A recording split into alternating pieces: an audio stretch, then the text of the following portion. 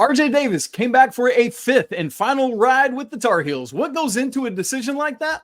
Let's ask Carolina's all-time leading scorer.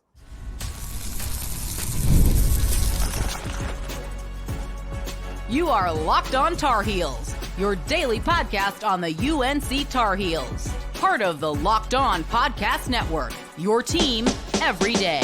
Hey there, what's up? It's Monday, October 14th, 2024. Welcome into the Locked On Tar Heels podcast, the only daily North Carolina show out there. I'm your host, Isaac Shade, and you're joining me at The Place to get your Tar Heels content every single day. It's part of the Locked On Podcast Network, your team every day. We want to thank you for making us your first listen or watch, and I want to give a special shout out to all the everydayers joining us, the great members of the Locked On Tar Heels Discord, and of course, our Locked On Tar Heels insiders. Let's get after it. Today's episode is brought to you by Game Time. Download the Game Time app, create an account, and use code LOCKEDONCollege for $20 off your first purchase. Going to be a fun show today. I am joined by Mr. Tyler Hansbrough, number 50 in your program, number one in your hearts, and the all-time leading scorer in Carolina history. It's great to be together here as we get ready for the Carolina season that is nearly upon us. Today, we're going to discuss RJ Davis coming back for a fifth year, the exhibition that will take place tomorrow in FedEx Forum, Carolina's expectations of playing fast this season, the front court, plus we've got some questions for Tyler from our Locked On Tar Heels insiders. So we're going to get directly to that. Tyler, let's start off with RJ Davis's decision to return. And I think this is such a great conversation to be able to have with you because you, my friend, obviously came back for your fourth year when you could have left after your junior year. Ultimately, why did you decide to do that? What goes into a decision like that? For me, I wanted to win a national championship. And, I had come to UNC and I had been, I had a core group of guys, Bobby Frazier, Marcus Ginyard, Danny Green, Mike Copeland. We'd been to school together, the whole 4 years, the whole 3 years. And then I wanted to come back and try to win a national championship with them. And I felt like, a lot of people kind of lost sight and they kind of, think that when you have a chance to go to the NBA, you kind of have to jump at it. I was, a little bit of disagreement with that. I felt like, there's value in going to school another year. And if I'm good enough to make the NBA this year, then hopefully I can improve and still make the NBA the following year. So that had a big, that was a big deal to me. Yeah. And obviously I recognize even in asking that the NBA calculus right now, at least, is a little bit different for RJ, who's not at the same projections in terms of the NBA draft, but still remains true. Now, Tyler, one of the interesting dynamics for me in your senior year was you missed those 4 games kind of spread out through a couple of the early part of the season. I think back to Marcus Page missing the first 6 games of his senior year. And I've always wondered, and I've never asked you, did that allow any doubt to start to creep into your mind? Like, hey, did I make the right decision here? Am I going to be okay? Am I going to be good to go? What's this going to be like? There was never any doubt in my mind. I always felt like I was good enough to compete and go to the NBA and play against the best players in the world. There wasn't a lot of doubt. There was a lot of frustration. That shin injury that I was dealing with was an overuse injury, when it all boils down to it. And for me to kind of turn it off was the hardest part. I had to rest and let my body heal. That was very frustrating. Yeah. And look, I mean, for those who remember, that's you, the physical player, and to stop and turn it off is not in Tyler Hansbrough's DNA, right? And so I imagine that was indeed very difficult for you. So with the RJ of it all, let's switch back to that. In your mind, in your opinion, how critically important is it for this year's squad that RJ did decide to come back for a fifth year? And oh, by the way, the 3rd straight year the Tar Heels have had a fifth-year player, going back to Leaky 2 seasons ago and Armando last year. Yeah, I do think that Armando coming back for his 5th year may have had an influence on RJ because Armando coming back for his 5th year, he had such a good year last year. And you could see the development. You can see what it did for Armando. And I will say that, there's a lot of things that, in my mind, I consider RJ the best player in college basketball coming back. I think he has a chance to be the National Player of the Year. He's one of those guys when he gets into a scoring mode, he can score very quickly, consistently. I mean, he has a torch when he gets hot. And so he's going to put himself in position to win a lot of awards this year. But ultimately, you can't ignore the NIL part of it. I think if you're a guy like RJ and you're not really sure if you'll be a first rounder, chance at a second rounder, but that's not guaranteed. I think NIL has a huge impact on bringing some kids back to college. So that may have played a factor. I'm not really sure about that. And man, for all the of NIL, man, we love things like that keep a lot of these bigger names in school. And that's going to ultimately be really good. I think about Mark Sears at Alabama, who will be a competitor with RJ for National Player of the Year. Also probably made similar decisions that were heavily NIL influenced. Tyler, you may or may not be aware of this. I'm sure you are because you've read it in the show notes. But, obviously you're Carolina's all-time leading scorer, 2,872 points. I'm a big stats nerd. I've got my own Carolina record books. I'm sometimes sending, I'll send off some possible corrections off and be like, hey, we got to update this. Anyway, last year, I'm sorry, Kirsch, apologies to you, brother. Realized in the immediate aftermath of last season, I was starting to do all my wrap up. And RJ last year scored 784 points and right now has 2,088 for his career. Should he score that exact amount again, 784 plus 2,088, that equals your exact total, which would tie him with you for the most all-time at Carolina. So, Tyler, there's a couple sides to this. Obviously, there's the 5 years of it all. You did it in 4 years. I'm curious your thoughts on, does this get an asterisk if it happens? And ultimately, are records meant to be broken, right? Like with your rebounding record, you stood there with Armando on the court, and it was a beautiful image of two of the greatest rebounders in Carolina history. What are your thoughts on this scoring record? No, I was extremely happy for Armando to get my rebounding record. And the one thing about rebounding is very difficult and it requires a lot of work. So does scoring, but also you can say that, and I say this respectfully because I'm in the same category. You're a little bit selfish if you score that many points at times. I was, there's some times I should have passed it, but records are meant to be broken. Now, it did happen. He got an extra year at it, which makes a difference. But the one thing that I love about RJ, and if he does break my record, while I'll be so happy for him, is I wish a lot of young kids could really see his progression. And even you look at his freshman year, he didn't get the playing time, that a lot of people get. A lot of people might have hit the portal after that. But he stayed at Carolina. He's been very loyal. He's been committed to the program.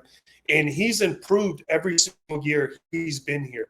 And if you look at the work he's put in and the dedication to getting his game better and the commitment he's made to UNC basketball, that is so rare to see. I would be happy for him if he broke my record. But I don't want – when you have these records, you don't want any player really focusing on playing to try to beat the record. I think if he just plays the way that he's been playing and improves, I think it'll just naturally happen. 100%. That's well said, brother. So as folks are listening to and watching this, tomorrow will be the televised charity exhibition at FedEx Forum against Memphis. What a different time this is when that's happening on ESPNU. You could not have fathomed it back in 2009, but here we are for such a time as this. What are you looking out for these Tar Heels in this second public exhibition, but first televised exhibition? What needs to be accomplished on Tuesday, tomorrow in FedEx Forum? With these exhibition games, what I would think, Carolina fans should look for is different lineups. I think Coach Davis is going to put different lineouts out there. We have a lot of guys outside of RJ that, there's some question marks that haven't had this much playing time or this much expectations put on them, especially Jalen Washington. He's a guy who I think could take that step. He's been kind of injured, and, I'm looking for him to fill a big void, especially in the front court.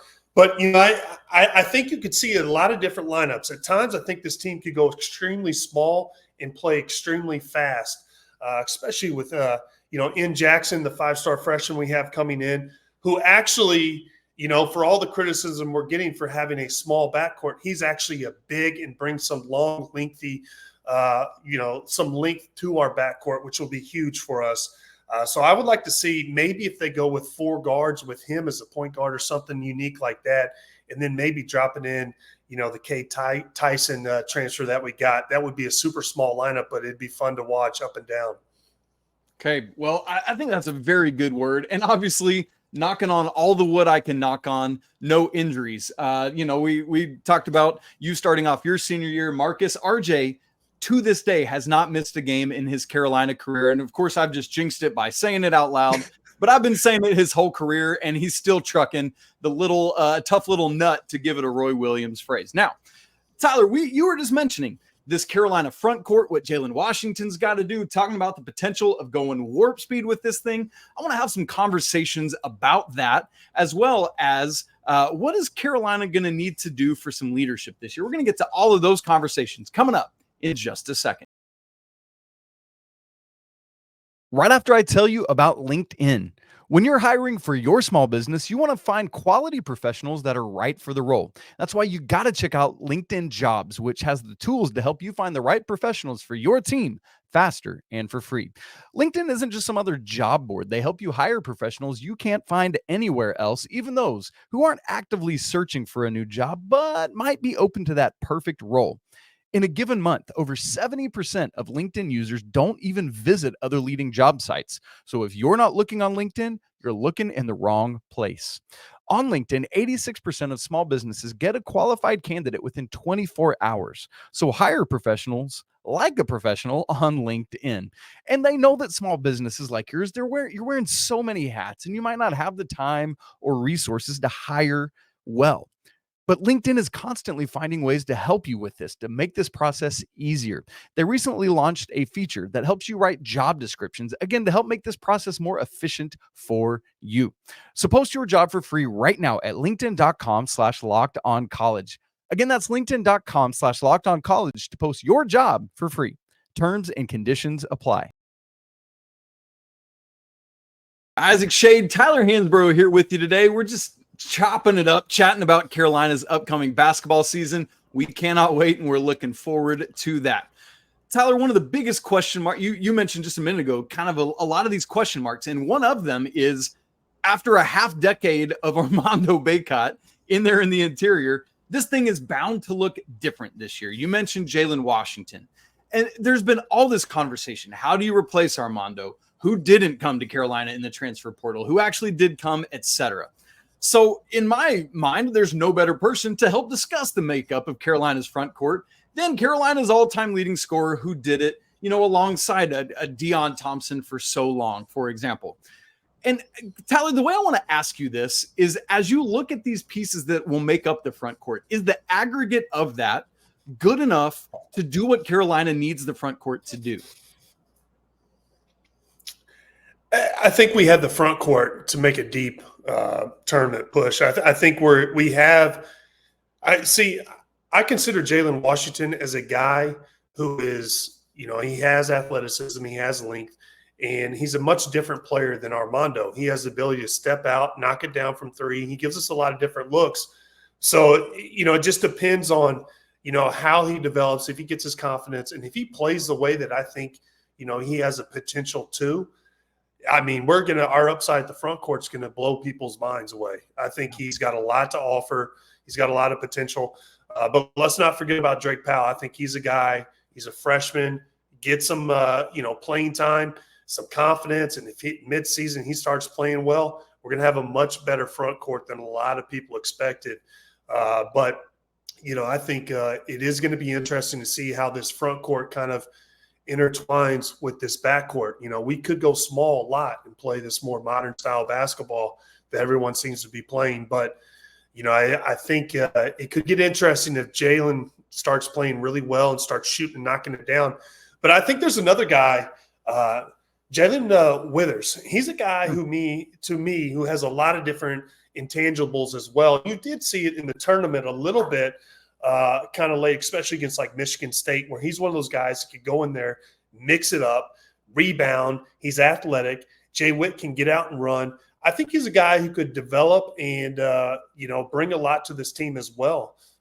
His movement was really good. Seems like him and Mondo had really good chemistry at the end, but you could see him play a little bit in the front court as well. Yeah, and we expected of these. We've talked quite a bit this offseason about what transfers do in their second year, right? Like he's coming out of Louisville, who was just struggle bus in that thing, man. Hopefully they're going to be a lot better this year. College basketball is better when Louisville's good. But man, yeah, if he can develop that consistency that you're talking about, Tyler, there's a lot of good possibility there. I want to ask a little bit more about Jaylen Washington. Connor Hutchings, one of our Locked On Tar Heels insiders, who, by the way, said, please tell Tyler he's my favorite Tar Heel of all time. So, Tyler, there you go, from Connor Hutchings. He said, what are your thoughts on specifically Jaylen Washington and where he will have his biggest area of growth and how he's going to fit in with how this team could play? Well, I think his biggest areas of growth comes from consistency. I think we've seen him at spurts have some really good moments. And I think when he comes into the game and makes a mistake and there's not a hangover effect and he just, moves on, I think he's going to be unbelievable. I think where he gets caught up is making, a mistake and let that affect other areas of his game. But Jaylen Washington is a guy who has tremendous upside. I think his length, his athleticism, his nice soft touch, is going to be unbelievable. Now he has had some injuries that have kind of set him back and prevented him from having that, consistent playing time. He's been in and out and stuff like that. That can play a big factor. For him, I would tell him, the big question mark is if he stays healthy as well, is he going to take care of his body, have some better luck than what he's had in the past?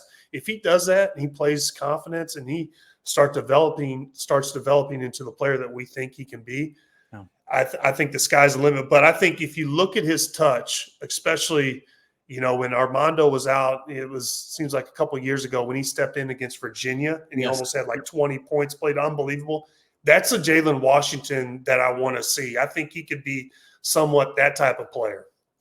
That specific game is such a good callback because that's like he's just getting into the mix at that point.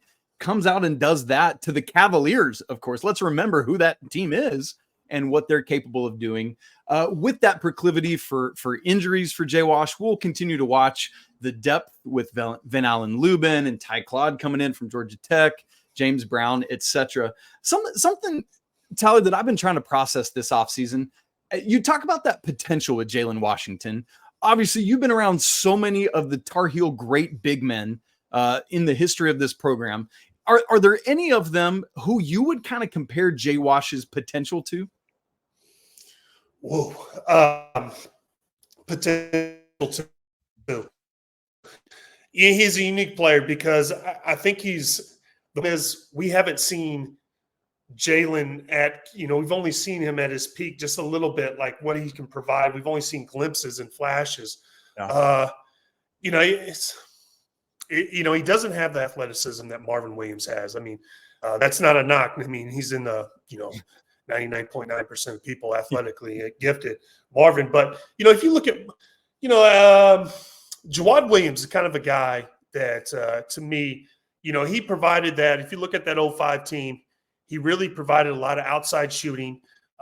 Not big interiorly, couldn't mix it up inside that much, but he provided that outside shooting.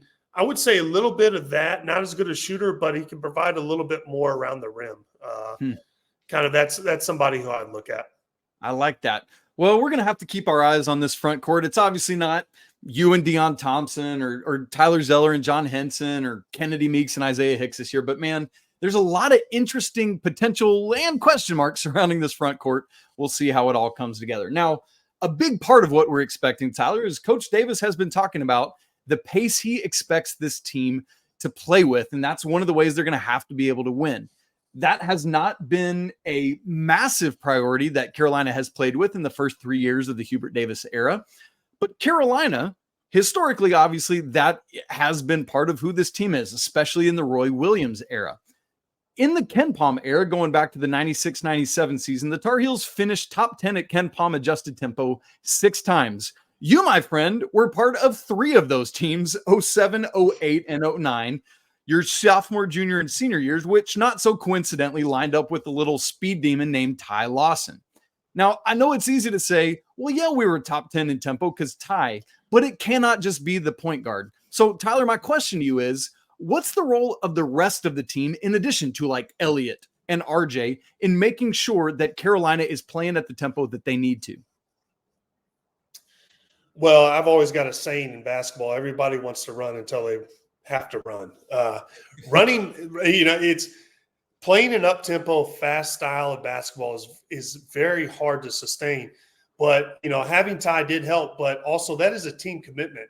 And, I could tell you, especially with Coach Williams, I mean, the way he teaches to run, you get the ball, you go.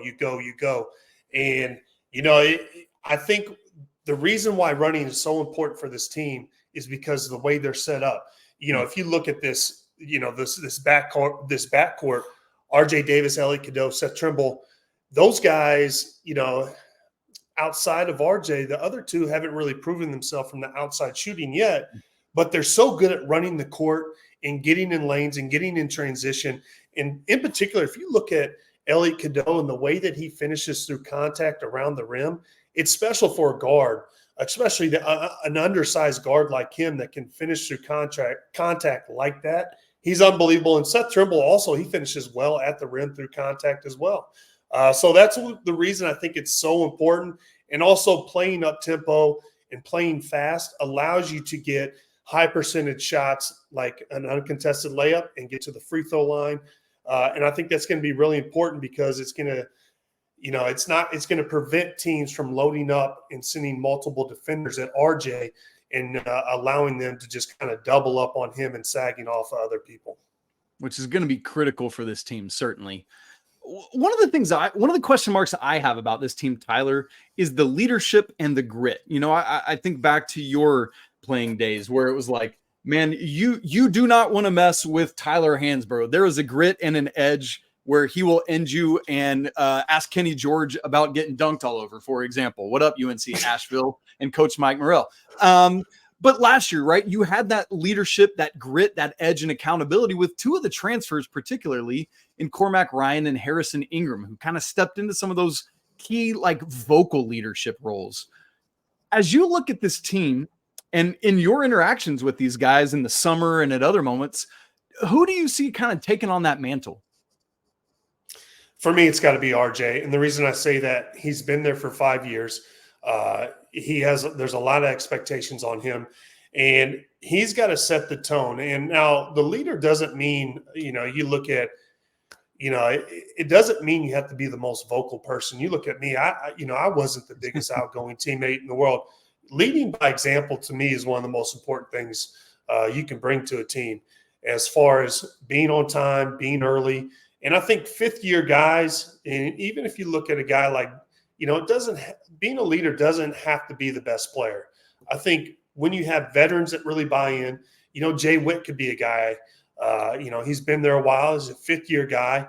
And, I know he came from Louisville and they didn't win much, but being on time, doing the right things, working hard, that should all, you should set that tone with your older guys. Because when the older guys, especially these fifth-year guys, when they do that, the young guys buy in, and that's what really being a leader is all about, in my opinion. Good stuff, good words, and wisdom from a man who's lived it. Now, we had some great questions come in from our Locked On Tar Heels insiders who I gave the opportunity to say, hey, ask Tyler a question, and I'll get it to him on the show. So we're going to do that, including, if Tyler was starting college all over again, how would your game be different in this modern era? We'll have that conversation and more coming up in just a second. Right after I tell you about Game Time, we are just 3 weeks away from the start of the college basketball season, and there is absolutely nothing better than the atmosphere of a college basketball game. The anticipation of what's about to happen, the energy of the crowd, the unexpected coming to life right before your eyes. A thrilling win for the Tar Heels. Man, I am so geeked out for it. And I'm thinking back to last season, for example, being in the Smith Center for RJ Davis's record-breaking scoring performance. That could happen all over again. Well, thankfully, there's a ticketing app called Game Time that helps you get tickets at a great price for all of these moments, and not even just sports. Game Time has tickets for all events. Great news, when you're getting those tickets this year, Game Time has a new feature called Game Time Picks that makes getting tickets for your favorite live events even easier. It filters out the fluff to show you only incredible deals on great seats so you don't have to waste your time. So whether it's searching through Game Time ticket coverage, the lowest price guarantee, or the panoramic views from your seat in the app, Game Time has got you covered. How about the Carolinas opening night game against Elon? Great deal in the upper sideline row, section 209 row Q, just $36. Man, that's a great deal. Plenty more tickets available for that game. Go check it out. And take the guesswork out of buying tickets with Game Time. Download the app, create an account, and use code LOCKEDONCollege for $20 off your first purchase. Again, create an account and redeem code LOCKEDONCollege for $20 off. Download the Game Time app today. Terms do apply. What time is it? It's game time. We have a great new program here on Locked on Tar Heels called the Locked on Tar Heels Insiders. This is a group that has access to text with me one-on-one directly. They have access to all my stats and charts and record book and everything else. And sometimes I give them other perks, like saying, hey, we're going to be talking with Tyler Hansbrough. Would you like to ask him a question? And so, Tyler, I've gathered several of those, and I want to pose them to you, coming from some of our insiders. So we're going to start with this one, coming from Michael Shadron, who says, who do you think is the most important piece of this year's team for them to be able to reach their ceiling? Well, I think the most important piece is probably RJ Davis. And the reason I say that is because I have a lot of expectations for him. And I know that's an obvious answer. If you kind of want me to pull one out of the hat, I would say Jaylen Washington and his development. If he, becomes a player that I think he can be, I think it's really going to surprise a lot of people.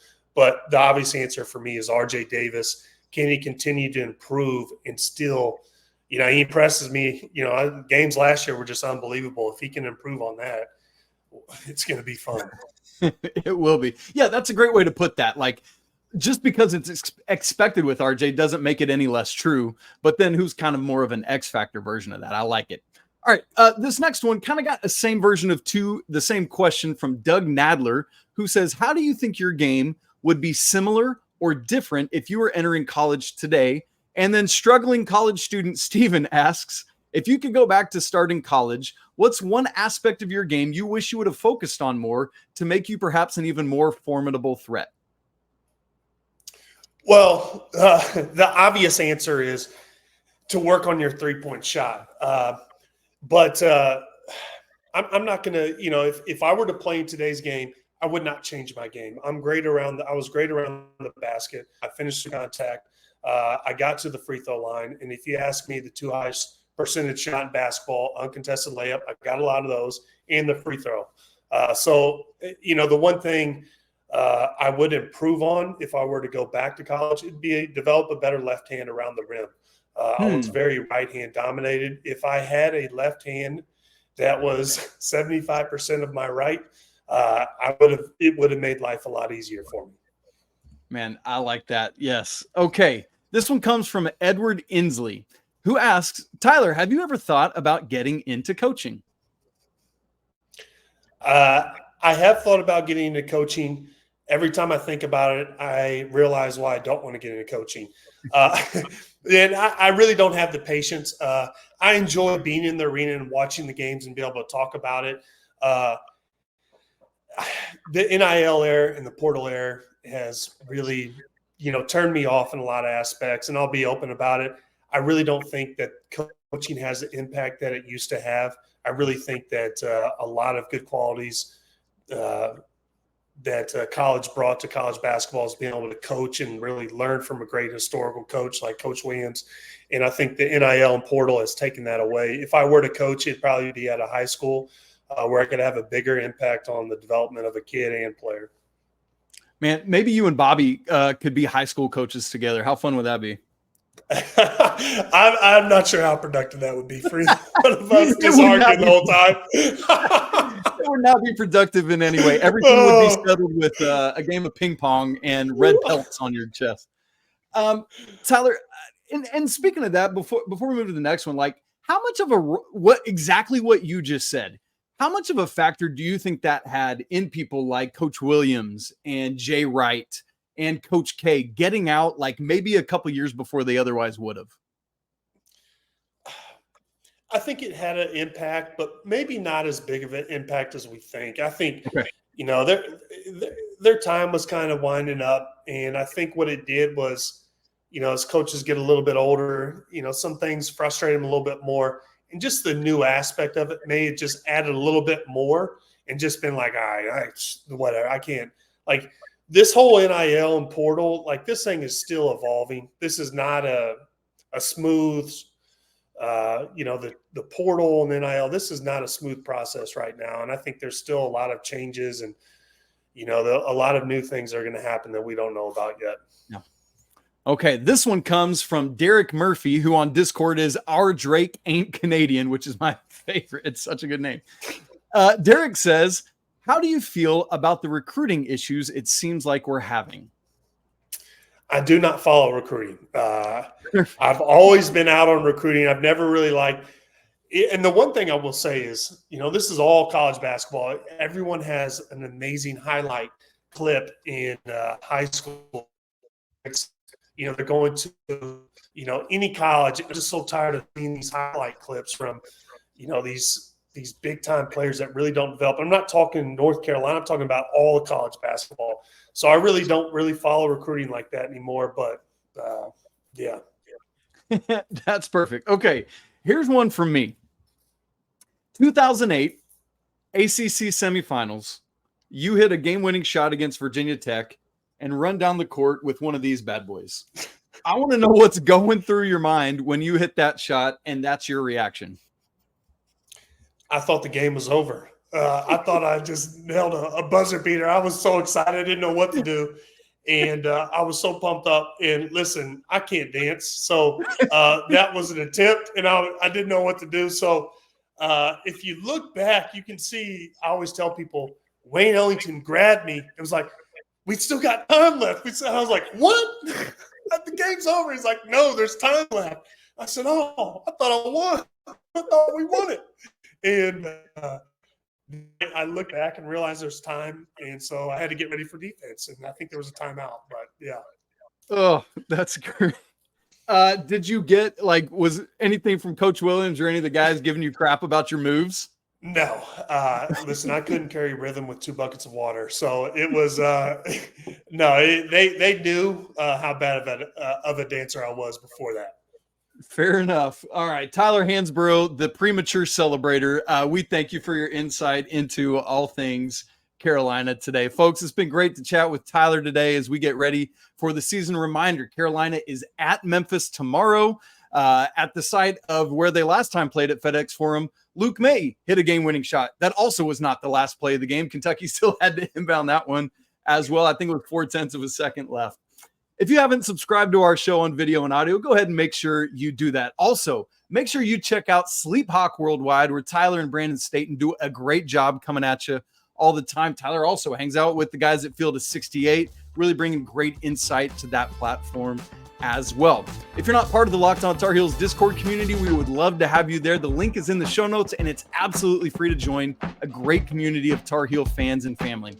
And our Locked On Tar Heels Insider program that we talked about, it's a free 2-week trial, and then there's $5 a month after that. It's a great way to connect with me and support the show more.